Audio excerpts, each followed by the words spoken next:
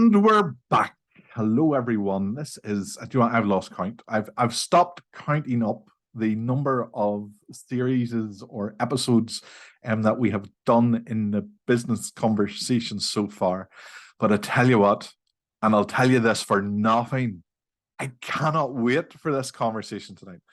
There's a little bit of bad news, and I am disappointed because we were supposed to have the fantastic Kenny Galloway on this evening. And unfortunately, due to an important call that's come through from the US, Kenny works with Lightyear. He's a very responsible type of role on there. Something has come in and he hasn't been able to make it. But unbelievably, at such short notice, definitely one. We've definitely got JP Taggart from Core Impact. And maybe if we're very, very lucky, we'll have Seán Grant later in the program. But these guys are fantastic. I cannot overstate how much good that these people have done for me and for many others. And they're just genuinely nice guys. What do you think, Peter? Looking forward to it. Great, JP, Sean, Core Impact. Really looking forward to this conversation, Martin. What I am also is absolutely roasted. It is very hot. If you're watching, that's our new word for this evening. Roasted. That could be that's going to be a candidate for the name of the episode. Oh, yeah. But if you are watching this in 20 years' time, know that Peter Doak did this episode and then melted into a puddle shortly after. And this was the end of Peter Doak and the end of my co-hosting. Right.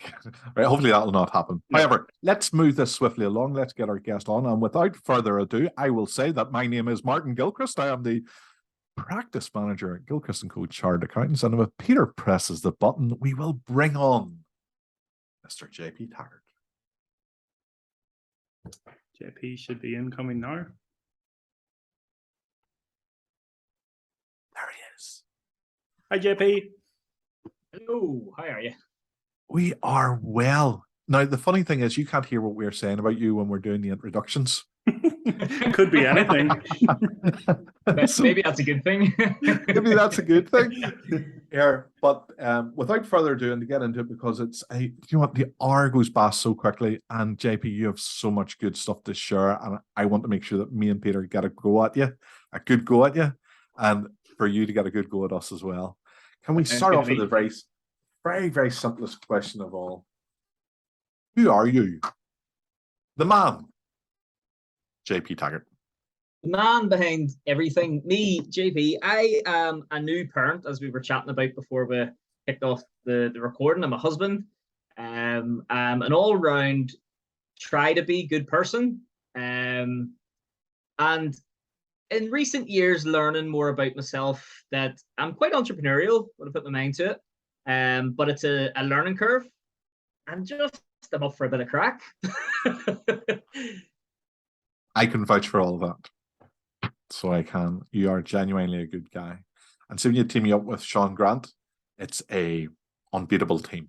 An unbeatable team. Hopefully we'll get to see Sean later on. Peter. JP, I am delighted to have you on. We have interacted a fair few times, and I've always come away with a whole bunch of value, and really appreciate you being here. I'm always interested in the journey that someone has taken. So before we talk about Core Impact, maybe you could let us know what your path was to that business, if you would like to. Absolutely, yeah.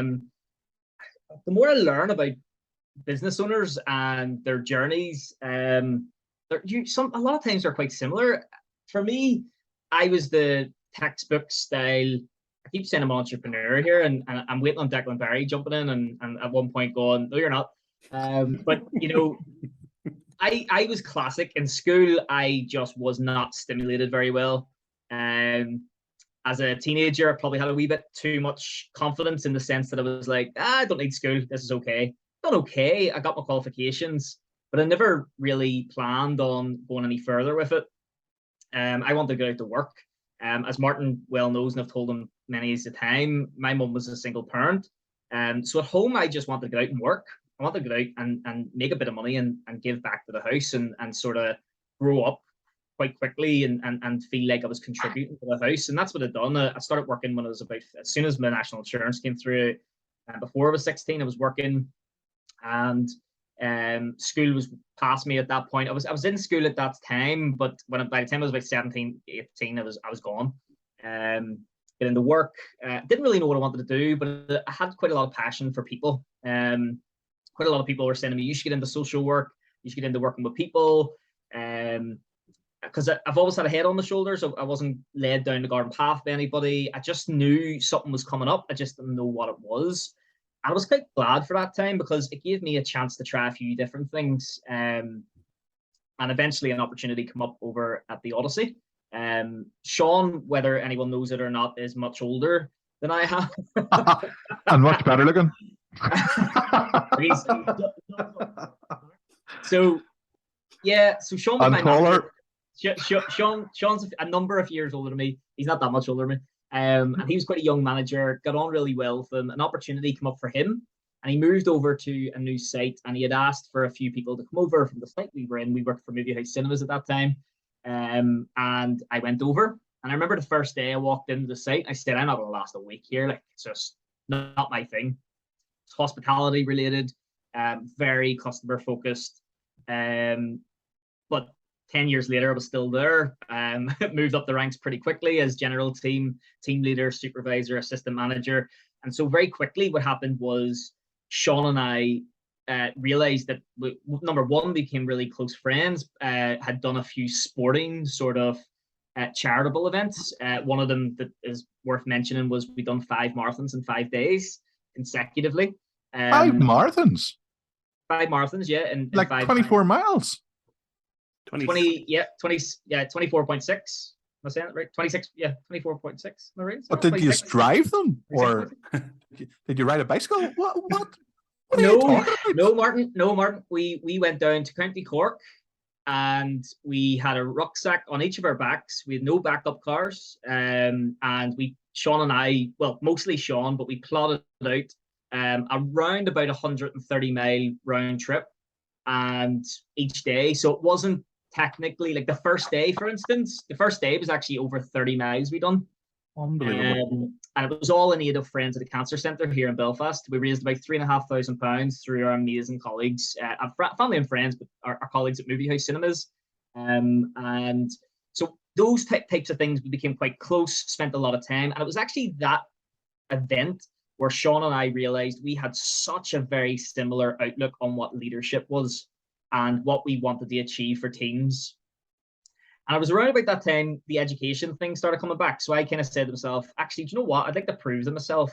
Since I didn't go any further with my education beyond sort of A levels, what could I do? And I thought, right, well, I'd like to go and try some professional qualifications. That's what I'd done. Ended up doing like a level 4 in management, level 5, and then I ended up going ahead and doing a business studies degree part-time while working full-time in Odyssey for Movie House Cinemas. And it was before I went to do the degree, I was sitting in that level. It was the level 5 management. I used to go over to the Malone Road. It was People First International who used to run it. And I was sitting in the room, and I'd been to a few of these classes, and the tutor was okay. There wasn't a lot of energy, but it was just very much textbook. I'm not putting anyone down. The lady she knew her stuff, but there was no real energy in it. And I remember she said something, and do you ever hear that saying, a light bulb moment, right? I've never up to this point in my life had a real light bulb moment where it was like, bing, that's something that's going to change the course of my life. And she'd mentioned a few times previous to that day about the training industry in Northern Ireland. Trainers in Northern Ireland know each other quite well. Consultants in Northern Ireland, it's such a small place, they know each other really well.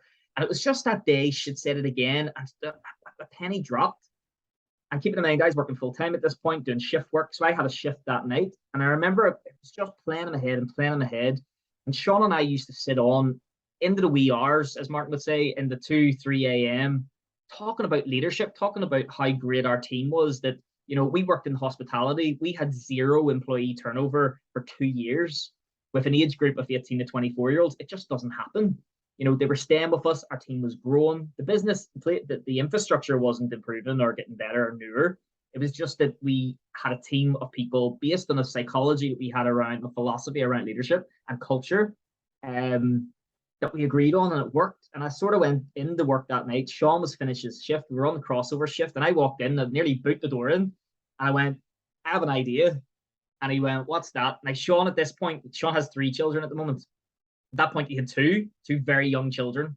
And I said, I think we could start a business. And he went, what are you on about? What could we start a business? And what would it be? And how would it work? And I says, doing this, talking about the things we're passionate about.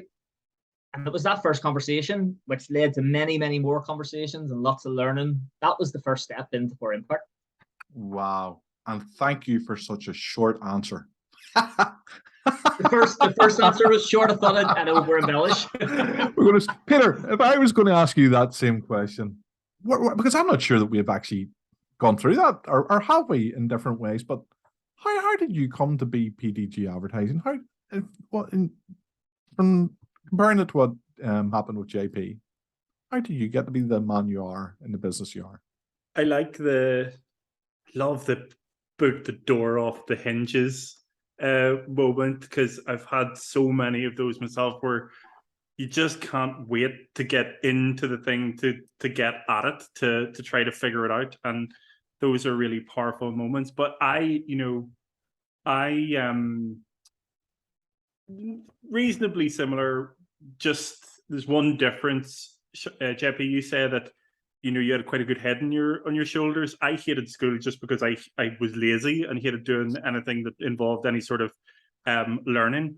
But I started working as soon as I was able to, with the national insurance number. I was a replenishment assistant in Sainsbury's, a shelf stacker, if you will. And it's interesting because my business, PDG Advertising, is all about communication and being able to put across a point on behalf of our customers. And I really remember a really strange thing sits out from Sainsbury's. I remember being very good at positioning the plinths. And if you don't know what a plinth is, it's the thing that holds whenever you're walking around a corner in a supermarket, might be Jaffa cakes, or it might be other types of sweets or something like that.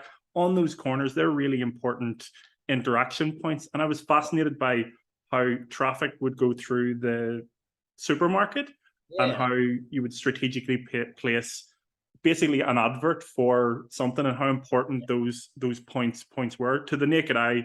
To shoppers going through, they're not noticing the thought that's going into those little interactions that are happening. But I found that really, really fascinating. I remember thinking about this a while ago, and that's part of every job that I've had, from shelf stacker to mushroom picker, to bar work, to call center jobs, to advertising agency jobs. They've all been leading to communication and jobs that involve interacting with people. And I've always enjoyed the parts that have involved communicating with people in those different jobs that I have had. Martin, what about you?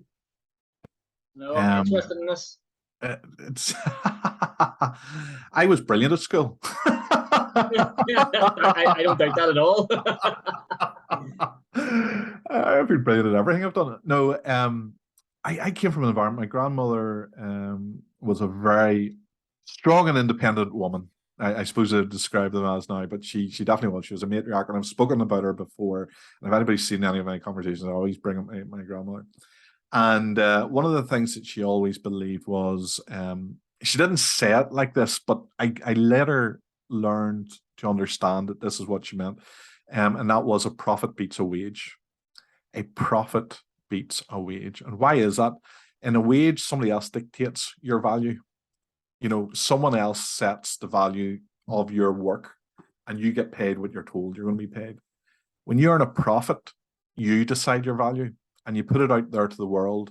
And if you're right, you make a profit, and if you're wrong, you don't. So you create the value that you put out to the world. Now, I'm not saying that people in employment don't do valuable work, but there's a restriction, and there's a constriction there that stops you from doing whatever you wanted to do. And from a very early age, although I didn't know how to articulate it, I didn't know what it was, I knew that I was always heading towards the freedom and the independence and the self-determination and the fantastic stuff that comes with self-employment. And come hell or high water, nothing was going to stop me from getting there. And then I met Michelle. And everything else over the course of about 4 or 5 years clicked into place. She was absolutely fantastic, absolutely top of her game when it came to accountancy. And I do what I do. And the two things came together. And before we knew it, we had a business. We had a successful business. We had a circle of connections like yourself, Peter, and Sean and JP and Declan, and hundreds of people are connected to us. And we had a genuine livelihood. And I think if I was to go all the way back to the very, very start when you're 18, 19, that's when you start to make decisions. I'm going to go to university. Am I going to go into employment? What am I going to do with my life? You're really starting to think about those things. If somebody has said to me, Martin, here's a picture of the future. And when you get to 48, 30 years from now, this is what your future is going to look like. I have to say, I would count myself one happy chappy, and we've been very, very lucky. And then when I look at you two, I think you two are both in the same boat. I genuinely believe, I get the impression from what I see JP and Sean do, and I get the impression from what I see you doing, Peter, that you are both as passionate, as engaged, as motivated and inspired by what you do as what I do. And that's the great thing about yourself. Without a doubt. JP, tell us a bit, if you wouldn't mind, about Core Impact.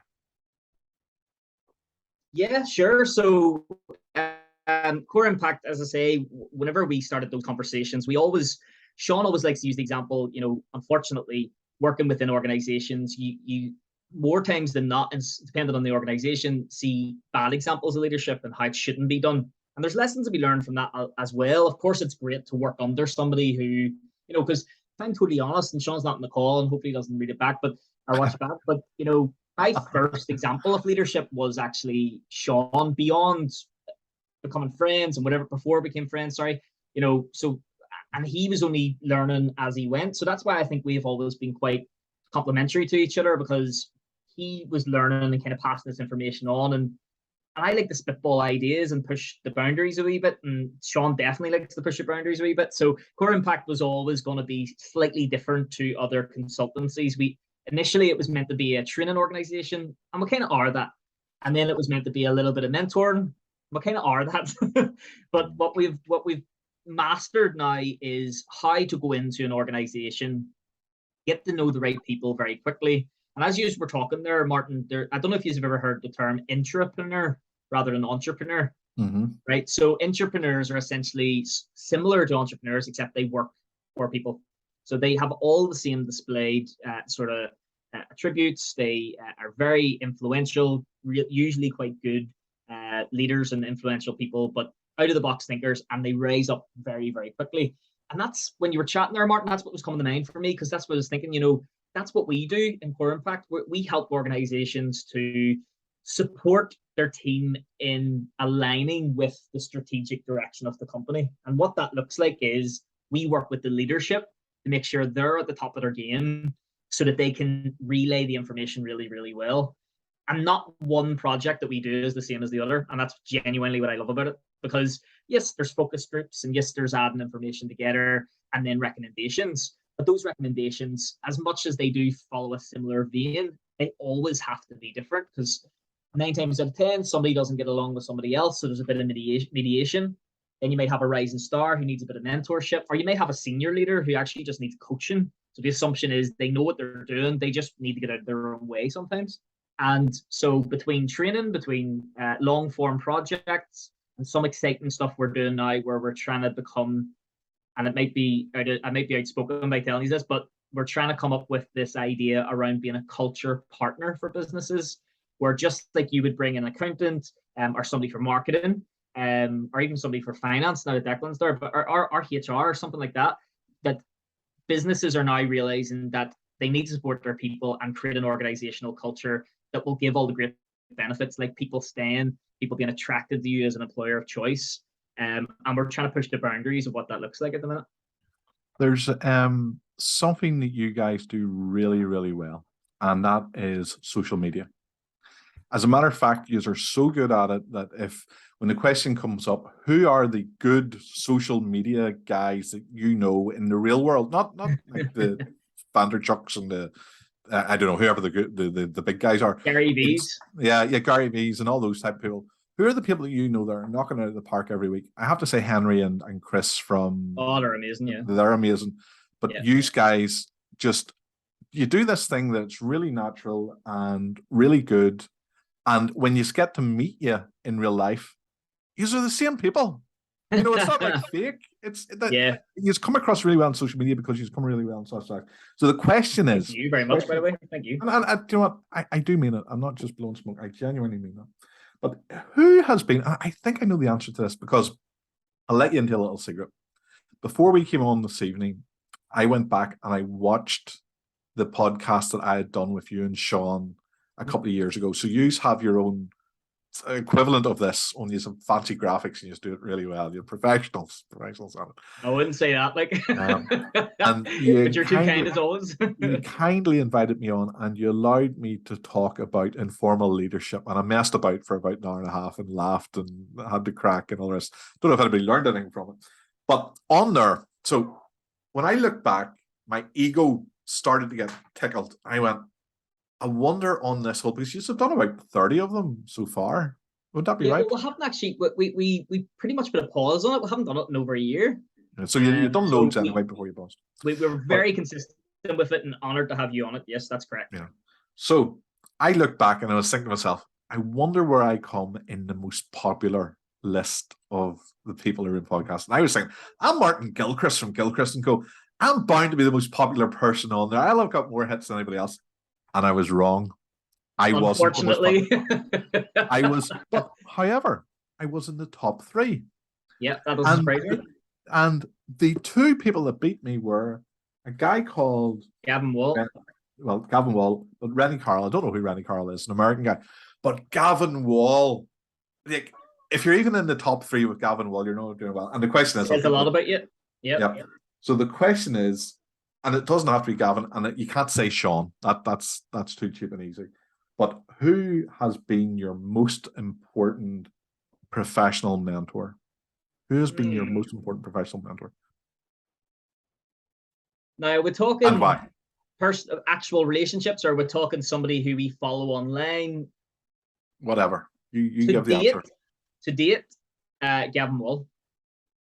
Mm-hmm. Gavin Wall, as much as he is an infamous character and people have opinions of him, and Gavin's the reason why we stepped into the business full time as quickly as we did. I do believe we would have got out, but I don't know if we would have got out just as fast.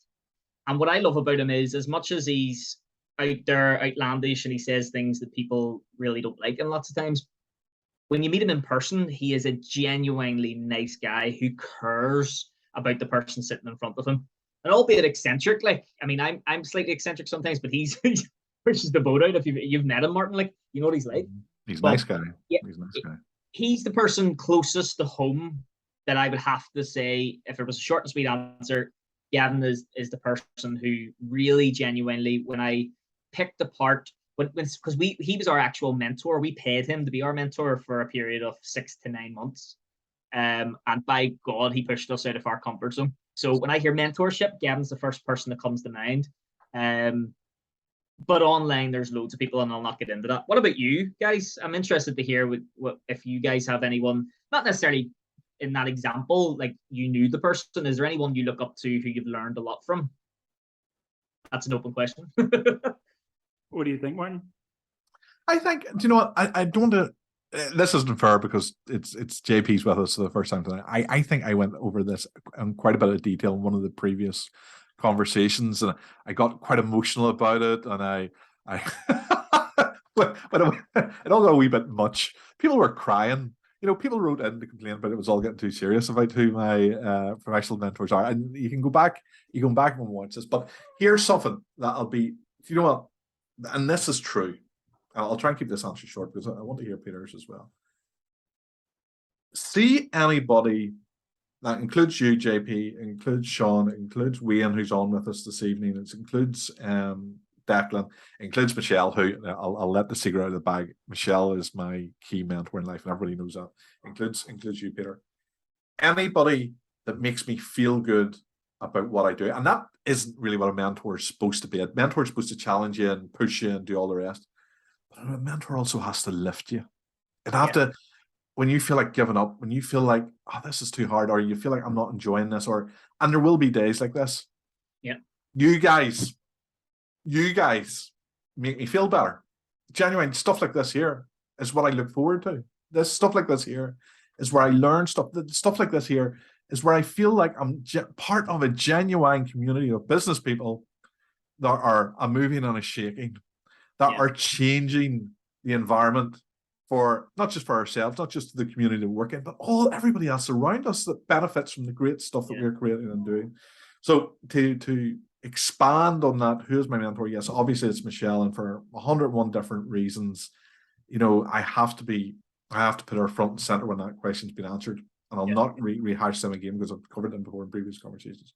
But then it moves on to the community of people around me that just lift me up and make me feel better. It's you guys.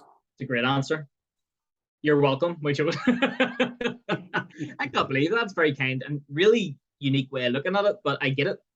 Because you do think of someone who's going to push you and make you feel uncomfortable, but you are right. These sorts of conversations, you come away, I don't know, Peter, you probably agree here, but like Martin, me and you have had lots of conversations like this type of conversation, and I never once have walked away and felt, oh, that was a waste of time. I've always come away thinking, in fact, I always have Notepad open on my laptop while I'm talking. Honestly, I always have Notepad open. And there's always something, like, for instance, when you were talking earlier there, entrepreneur, in terms of how to identify for us as a business, because as you know, when you're working for yourself, you're never really truly switched off.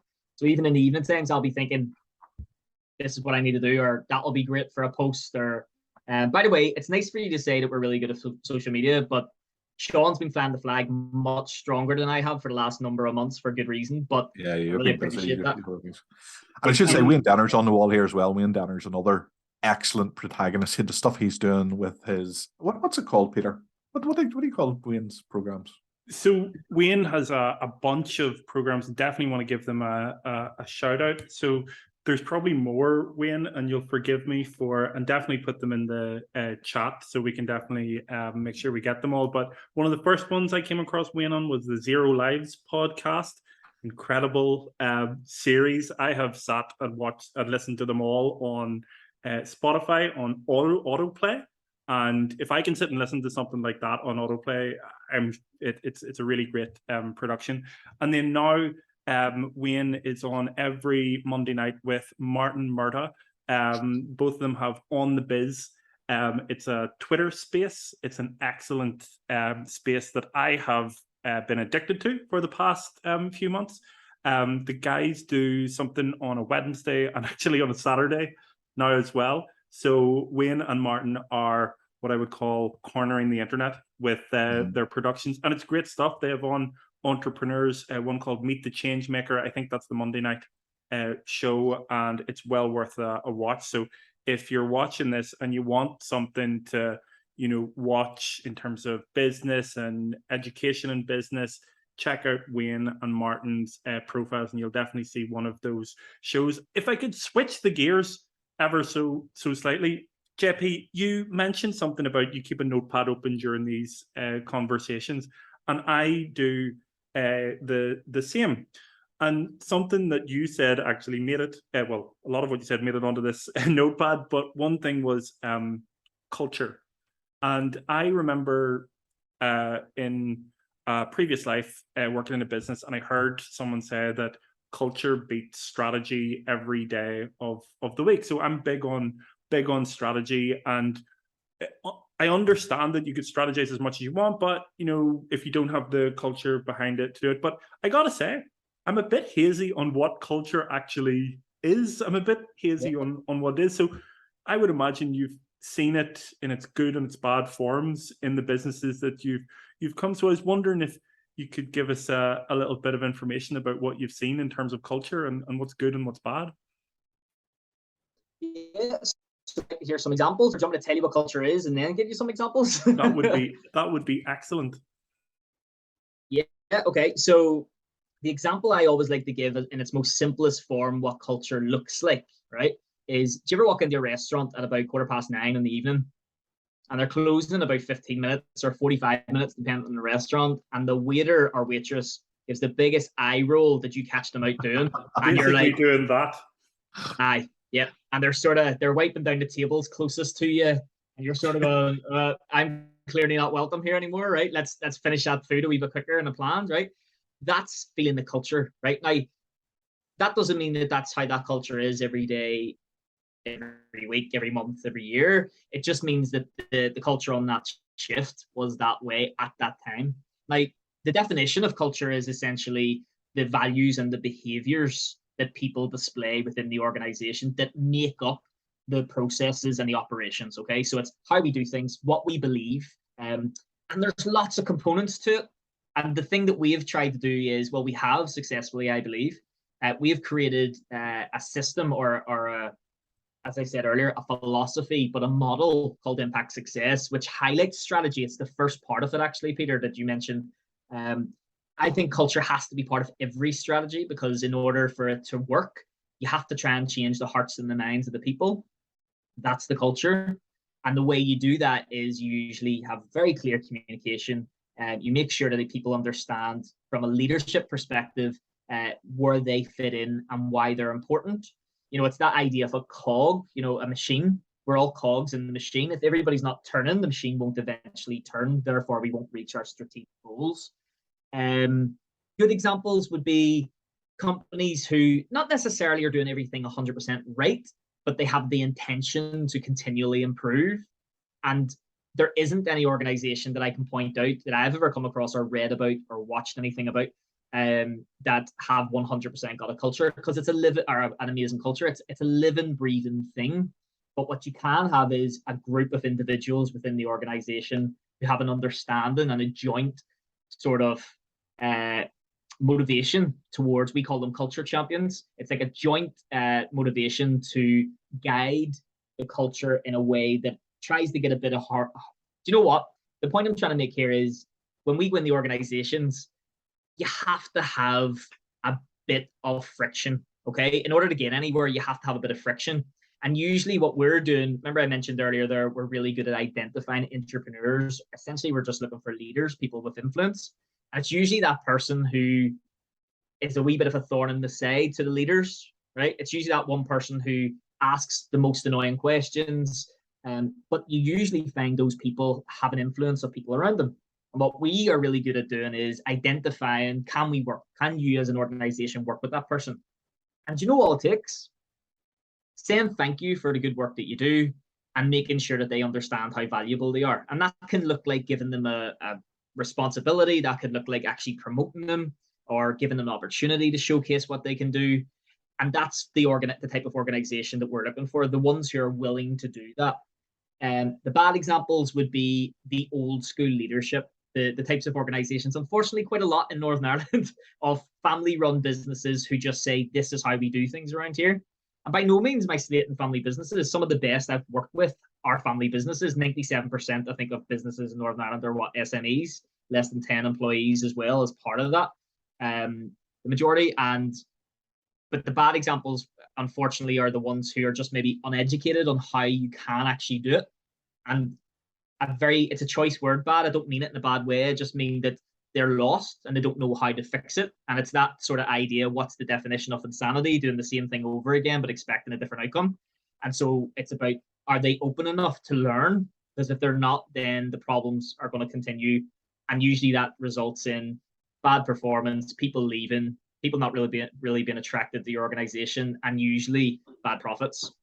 So culture is something that is about an organization. What's the equivalent, in a one-word answer or in a sentence, what's the equivalent for an individual? So is it personality or is it something else? If you want good culture, what is a good thing for an individual to have? The culture is important. The culture is aimed at the people, because as I said, the definition is about behaviors, attitudes, the way people act. So it is about people. But if what you're describing kind of makes me think about what we would call core values. Yes. What are the sort of beliefs that people have? Because it's actually easy to change people's behaviors, because you say, this is the rule, you have to do it, that's the way it is. But when you're trying to buy people in and get their hearts and minds bought in, you're trying to change beliefs, and it's much, much harder to change people's beliefs. But the way you do that is by having really strong leaders who are actually there for the right reasons. But like Martin said, they understand what their own core values are, as well as the core values of the organization. There's a reason I'm asking that. So sorry, Peter. There's the reason I'm asking that question. There's a point I want to get to, and I really want to get this out of. So sorry, I apologize for cutting across you. I'm just too excited to have JP on here. So I'm being rude to cut across you. The question I'm taking too much time. Just so you know, Sean is in the waiting room. Oh, brilliant! So I'll ask this question quickly, and then we'll bring Sean in. With that thing of, what was the word you used? Sorry, when you're talking about the individual core values. Core values, yeah. Okay. So with that in mind, if you could be known for one thing, what would it be? And on that point, let's bring Sean in so that he can hear. I was literally talking about this today. Just as we're bringing Sean in, I just want to highlight the fact that I know that Wayne and Declan have actually wrote in the chat there. I'm going to change my name so you can differentiate us, because we're not all just called Core Impact in our businesses. Very good. And Wayne and Declan, I think if it's okay with you, Peter, we'll take 5 minutes towards the end, and we'll bring up their points and answer their questions and do all that good stuff. We're not ignoring you guys. It's just, we're just we're like puppies. Oh, we're so excited that Sean and JP are here. Sean, how you doing, sir? Hello, good to see you. Do you know what? Hey, Sean. It's this is when somebody makes an entrance late to the party and everybody has to stop what they're doing and go, Sean's here. The party's started properly. Like, JP did his best to hold it all together until you got here, but now you're here. We can get down to the nitty gritty. When you guys were chatting, Martin, I was washing the dog in the back garden and quickly trying to find the link. Mary just walked in the door and I went, link, jump on. That is multitasking. Sean, JP's already told us about the business and who Core Impact is and all that good stuff. Very, very quickly, shortly and succinctly, so we can get into the rest of the conversation and give Peter an opportunity to ask some questions as well.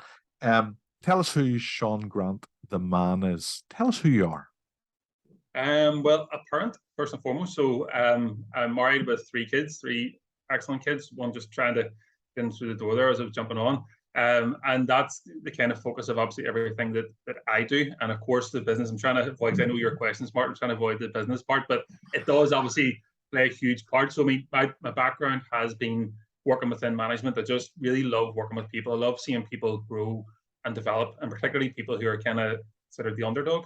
I always love to try and be able to do something to pull them up. So that's kind of where my focus has come from, and it's where essentially where Core Impact has come from, and it's where our interest in Core Impact and doing what we do, because probably overlapping on some stuff that JP has said, but just everything we do. I mean, our logo has ripples in it for a particular reason, because we know that the work we do within organizations helps the impact the sort of wider circle. So it helps the impact how people interact with their families at home, because if they're working in a good workplace culture, then they get to take that home with a smile on their face most days. I know it's not always going to be every day, but we know by doing that, we're creating a wider impact, and that's just what we love doing. So it is family and business at the minute. There's not much else happening. There's no social life anymore. Lost all my friends. It's turned into that kind of video. Yes. A petty party. But delighted to be here tonight.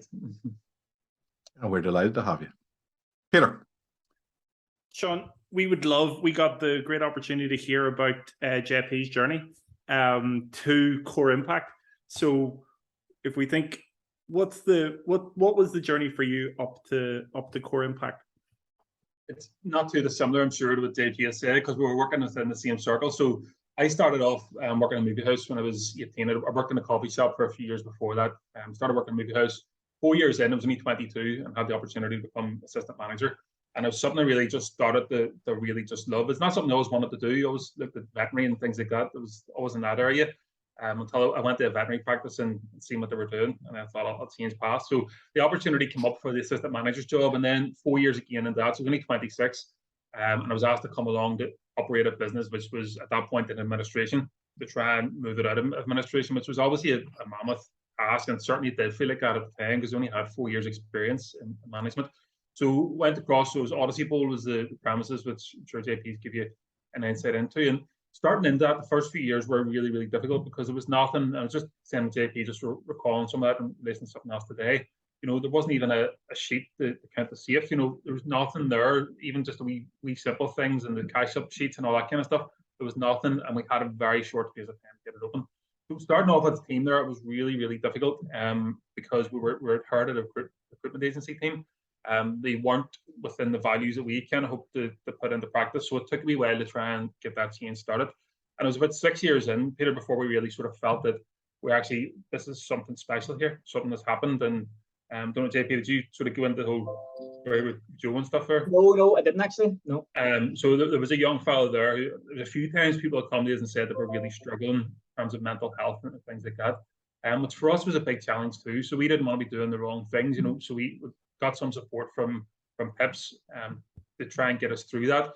We brought a lot of people. So a young fellow had came to us, and it was the first time, you know, people did come and say about, you know, I don't want to be here anymore, but there was never much behind it in terms of you really believe that's what it was. They just cried for help, which of course we supported them with. But this guy in particular kind of thought if we leave him, he's not going to see tomorrow. So we literally just put him in the car and brought him up to Pips, and from that things started to grow. So he came back again, told his story about how he felt how it changed him, and then all of a sudden everybody started to open up. So we end up bringing people in to help and support the group, and it was all fellas at the time, which I know now it's people are a wee bit more open, but going back even then, which is only what, maybe 8 years ago or whatever it was, you know, it was a big thing for a group of fellas. So the way they all rallied around each other, we kind of went, this is really special, there's something really good here. And that's a sense of Core Impact really started to unfold. So there was just wee bits and pieces that happened from that, and we started pulling things together. We created a model called Impact Success, which is kind of all the elements of that we pulled in. And it's something that we use now. We use that for everything that we do. We always pull in those same elements and just try and refine it, add bits to it. Here's a question. Here's a question for both you and Sean and JP, and you can take your own answers. This is a little bit cheeky, so I'm interested to see how this works out.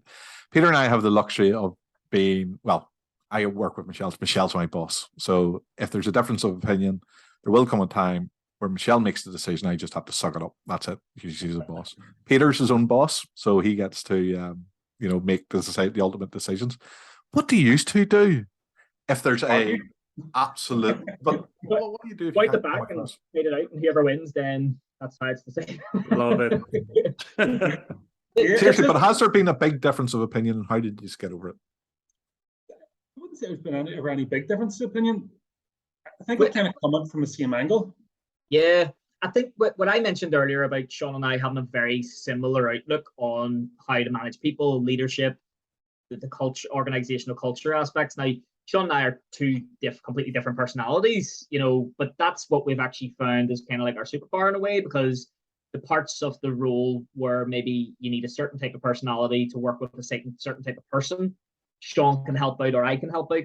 In terms of decision making, honestly, we do fight it out like cats and dogs sometimes, but we're usually coming to the same place, but we have a different outlook on it to get there.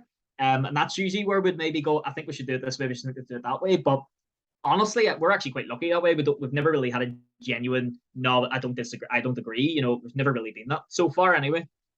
We're in the business full-time 3 years at the end of this month, so we're doing all right so far. Hey, Martin, the funny thing is, we're on a call today, just seeing it like a well-being call, and one of the things that they were talking about is sort of what stresses you and what gives you anxiety. And see the list of stuff, like JP covered every single one of them. So I realized where most of mine is coming from. I'm Sean's stressor, it's trigger. So we'll see how tomorrow goes. It's funny, before Sean came on the call, you were asking the question, and I was like, we were literally talking about this today. Sean, Martin, I think you said, like, if there was one core value that summed you up or something, you were saying, yes. and yes, what is you'd want to be known for? For me, I was asking Sean, and he was sort of saying, I kind of agree with that. Mine would definitely be integrity. The one thing that will rub me up wrong is if somebody says I am something that I'm not, or, you know, which will rub lots of people up. But what I mean is, it means a lot to me to be given a responsible role, or it means a lot to me to be given the opportunity to work with somebody's team, especially if it's their business.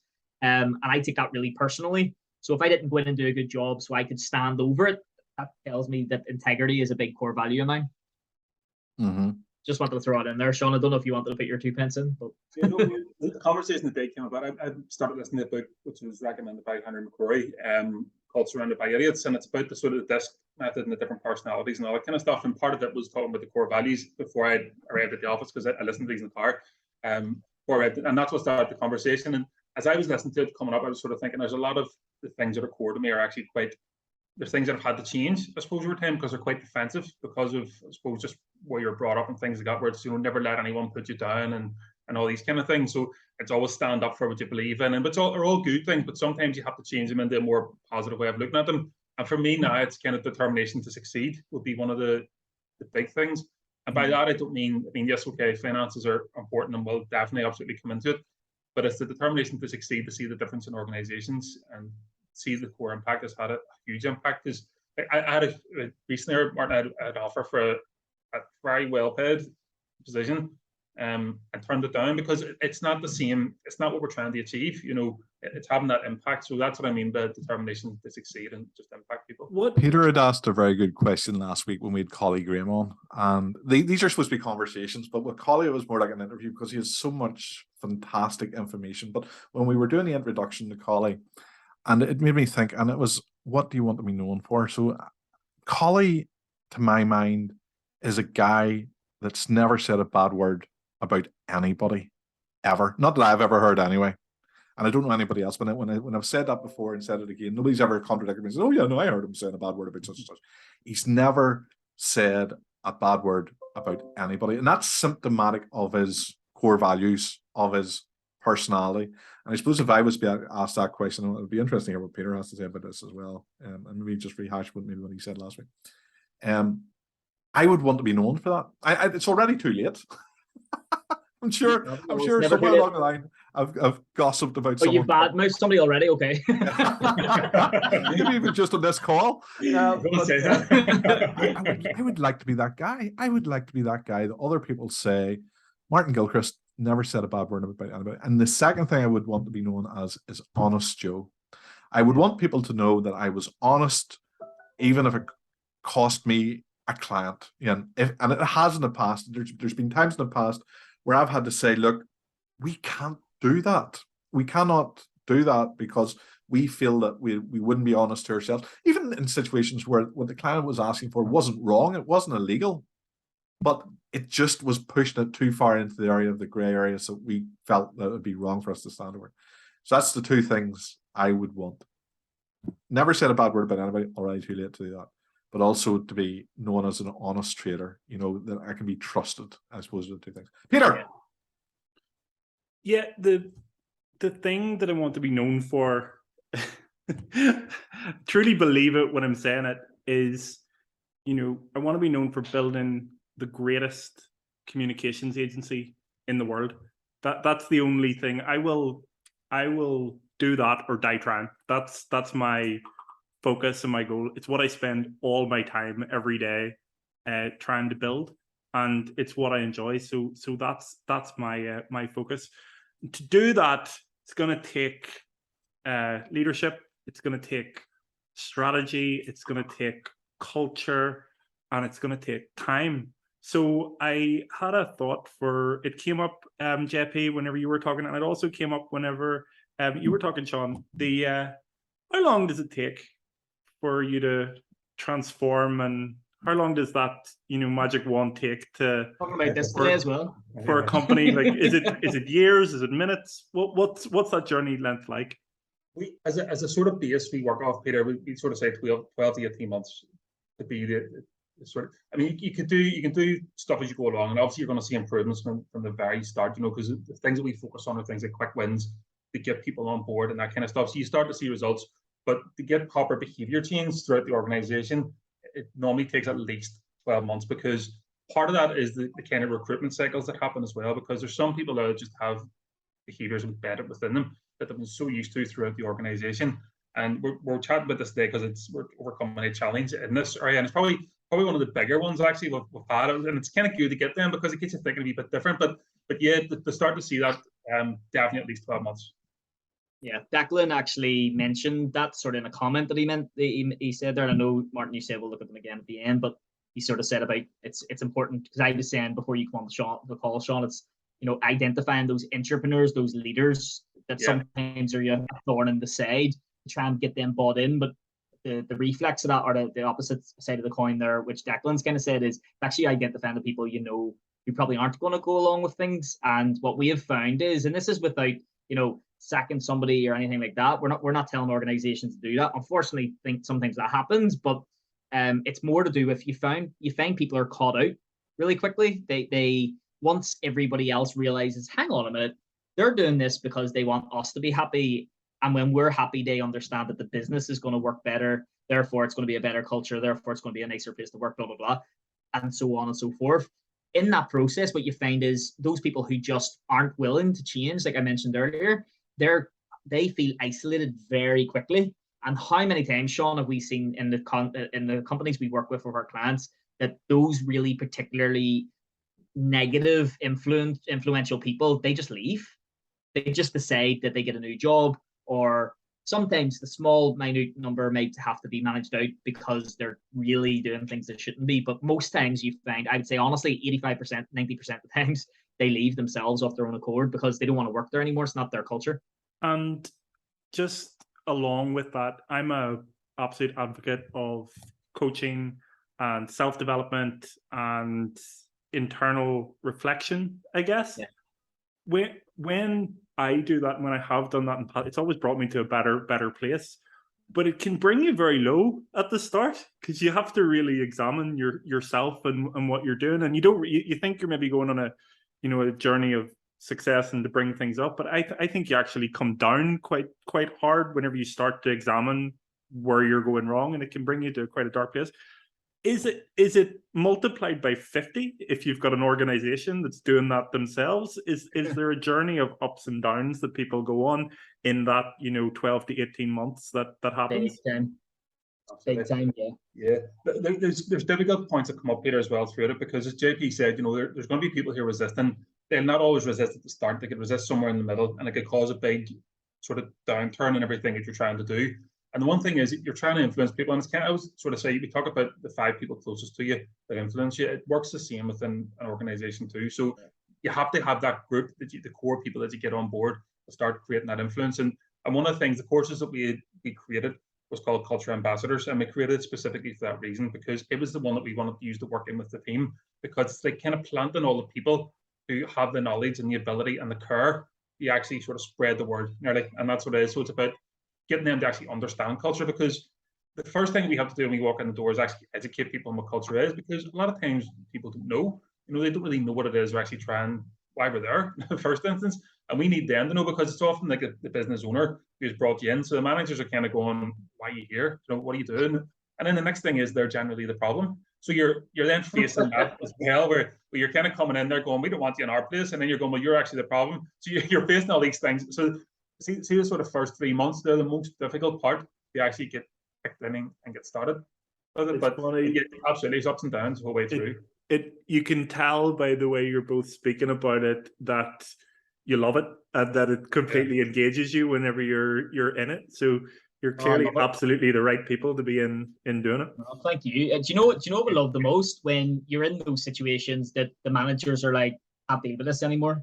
Like, I can't deal with that person, or I can't deal with the fact that that group are such a thorn in the side of the processes we're trying to create." That's literally where we get to roll our sleeves up, and we're going, right, let's have you. Let's see what we can do here. And we mean that in the most positive, proactive way, not in a cheeky way. Just a case of, we've seen a lot, and we've dealt with some like, we've been in situations where people are wanting to jump across the table to each other, and we were still able to come to a resolution. That's why I mentioned meditation, mentor, and coaching. It's there across the whole the board.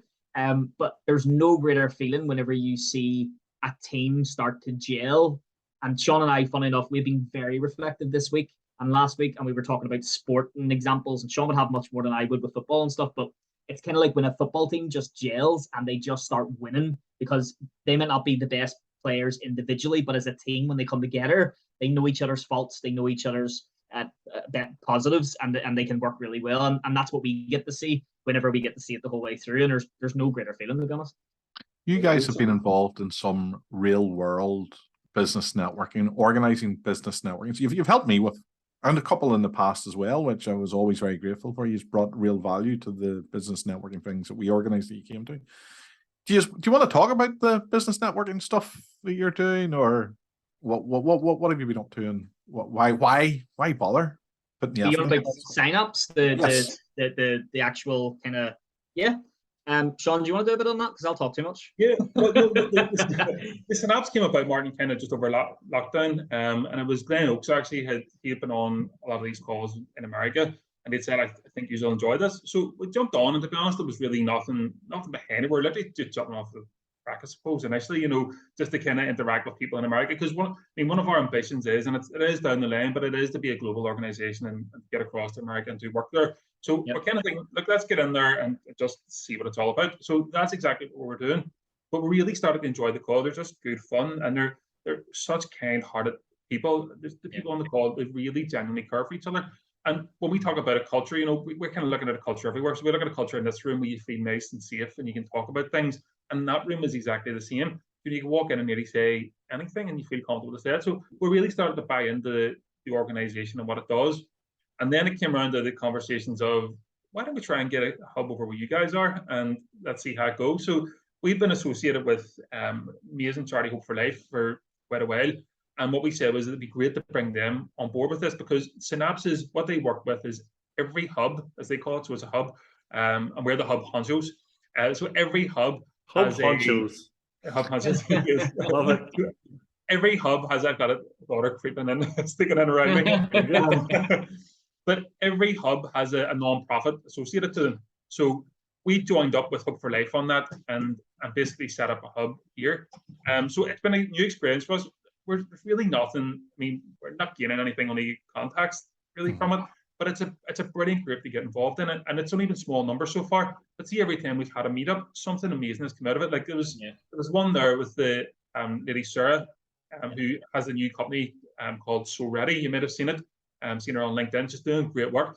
And someone said, actually, I know someone that has old sewing machines that you can have, like where do you expect that kind of stuff? So it's just great when you see it, and that's the real value in the actual network. And now where it goes from here, it's very open. We're with a strategy session to see what the next steps are on it. But we're just very open with it. It's not an integrated part of the business at the minute, but it may become just that over time. Yeah. I see we're coming up to 9 o'clock as well. We're just hat on. I will try to keep it to the hour. Peter, any final thoughts, Peter, before we start summing up and asking final questions and stuff?